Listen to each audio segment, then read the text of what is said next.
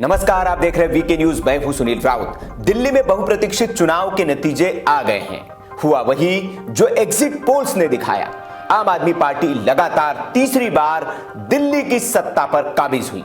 62 सीटों के साथ केजरीवाल की पार्टी ने दिल्ली की जनता का बम्पर दिल जीतकर फिर सबको चौंका दिया और बीजेपी के दिल्ली में सत्ता के वनवास को और 5 साल के लिए आगे बढ़ा दिया। इन चुनावी नतीजों का विश्लेषण करने वाले कह रहे हैं कि सबसे ज्यादा नुकसान बीजेपी का हुआ, क्योंकि उसने सब कुछ दांव पर लगाया था और उसे कुछ हासिल नहीं हुआ। उनके सारे दावे धरे के धरे रह गए। लेकिन ऐसा नहीं है। इस चुनाव में अगर किसी ने पाया है तो वो सिर्फ बीजेपी है। बाकी दोनों ही बड़े दलों ने सिर्फ और सिर्फ खोया है और बहुत कुछ खोया है। क्या पाया बीजेपी ने, करेंगे आगे बात, लेकिन उससे पहले दोनों दलों ने क्या खोया है, बात इस पर। सबसे पहले बात कांग्रेस की। मध्य प्रदेश, राजस्थान, छत्तीसगढ़, महाराष्ट्र और झारखंड में लगातार बीजेपी को पटखनी देकर जीत के रथ पर सवार कांग्रेस दिल्ली में आकर इतनी बेबस और बेदम हो जाएगी, किसी ने सोचा नहीं था। वो भी तब जब कांग्रेस के दोनों युवा महारथियों ने दिल्ली में 3 दिन में 6 रैलियां की। दिल्ली के इस चुनाव में कांग्रेस का प्रदर्शन इतना बुरा होगा, यह किसी राजनीतिक पंडित ने भी नहीं सोचा होगा। वैसे दिल्ली में कांग्रेस तो चुनाव लड़ ही नहीं रही थी, क्योंकि वो पहले ही केजरीवाल के सामने हथियार डाल चुकी थी। तभी ना तो उसके प्रचार में वो धार दिखी, ना उम्मीदवारों में लड़ने का वो जुनून नजर आया। इसलिए कांग्रेस का हश्र भी वही हुआ। कांग्रेस और सहयोगी दल के 67 उम्मीदवारों की जमानत जब्त हो गई। दिल्ली के इतिहास में कांग्रेस की ऐसी शर्मनाक हार पहले कभी नहीं हुई थी। न सिर्फ उसके उम्मीदवारों की जमानत जब्त हुई, बल्कि उसने अपने वोटरों को भी खो दिया। पिछले विधानसभा चुनाव में कांग्रेस को 9.7% यानी कि लगभग 10% वोट मिला था, लेकिन इस चुनाव में वो घटकर सिर्फ 4.26% ही रह गया, यानी कि कांग्रेस से 5.5% वोटर खिसक गए। 2008 की बात करें तो कांग्रेस के पास इसी दिल्ली में 40.3% वोटरों का जनाधार था, लेकिन 12 सालों में कांग्रेस दिल्ली में 40 से 4% पर आ गई है।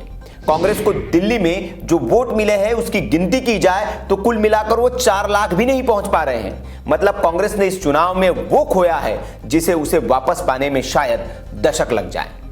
अब बात आम आदमी पार्टी की। वैसे तो केजरीवाल की आप 62 सीटें जीतकर फिर सत्ता में आ गई है, लेकिन उसे भी दिल्ली में तगड़ा नुकसान हुआ है। पहला नुकसान, उसके मौजूदा 5 विधायक कम हो गए। उसे पिछले चुनाव के मुकाबले 5 सीटों का नुकसान हुआ।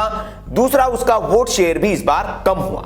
पिछले चुनाव में आपको 54.5% वोट मिला था, जो इस चुनाव में घटकर 53.6% रह गया। मतलब केजरीवाल के लगभग 1% वोटरों का उनसे मोहभंग हुआ और वे उनसे छिटके। सियासत में 1% वोट कम होने का मतलब क्या होता है, वो उनसे पूछा जाना चाहिए जो ये 1 वोट की वजह से सरकार बनाने से या चुनाव में जीतने से रह जाते हैं। और केजरीवाल को ये वोट तब मिले जब दिल्ली में तगड़ा ध्रुवीकरण हुआ और मुसलमानों ने एक मुश्त आम आदमी पार्टी को वोट दिए। अब बात बीजेपी की। बीजेपी इस चुनाव में सत्ता में आने से भले ही रह गई हो, लेकिन उसने पाया ही पाया है। पहले तो दिल्ली विधानसभा में उसके 5 विधायकों की संख्या बढ़ी, जो पिछले बार के 3 से बढ़कर 8 हो गई है। मतलब केजरीवाल के खिलाफ दिल्ली में कम संख्या बल वाला ही सही, लेकिन मजबूत विपक्ष खड़ा हुआ।